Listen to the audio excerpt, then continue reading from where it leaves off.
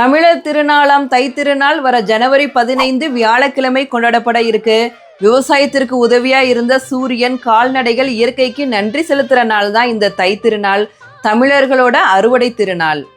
போகி பொங்கல் அன்னைக்கு வீட்டில் இருக்க பழசு, நம்ம மனசுல இருக்க குப்பைகள் எல்லாத்தையும் எரித்து அடுத்த நாளான தைப்பொங்கல் அன்னைக்கு தை மகளையும் உத்தராயண புண்ணிய காலத்தையும் வரவேற்போம். சூரியன் தை மாசத்துல மகர ராசியில சஞ்சரிப்பாரு. அதனாலதான் இதற்கு மகர சங்கராந்தி அப்படிங்கிற பெயரும் வந்தது.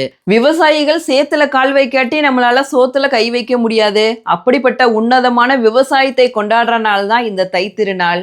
தை திருநாள் அன்னைக்கு தைப்பொங்கல் எந்த நேரத்துல வைக்கிறது அப்படிங்கிறத பார்த்துடலாம். சில பேர்லாம் பார்த்தீங்கன்னா பிரம்ம முகூர்த்தத்திலே பொங்கல் வச்சுடுவாங்க.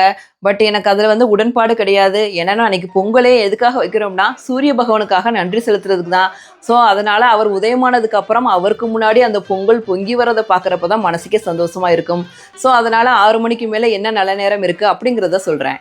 காலை 7:30 மணிலேருந்து 8:15 மணிக்குள், அதுக்கப்புறம் 10:30 மணிலேருந்து 11 மணிக்குள்.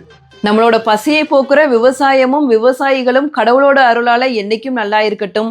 சக்கரை பொங்கல் மாதிரி எல்லோரோட வாழ்வும் இனிக்கட்டும். அனைவருக்கும் இனிய தைப்பொங்கல் நல்வாழ்த்துக்கள். இந்த வீடியோவை கட்டாயம் மற்றவங்களுக்கு ஷேர் பண்ணுங்க. இந்த மாதிரி நிறைய டிவோஷனல் இன்ஃபர்மேஷன் தெரிஞ்சுக்க நம்ம பேஜை ஃபாலோ பண்ணுங்க. அன்பே சிவம்.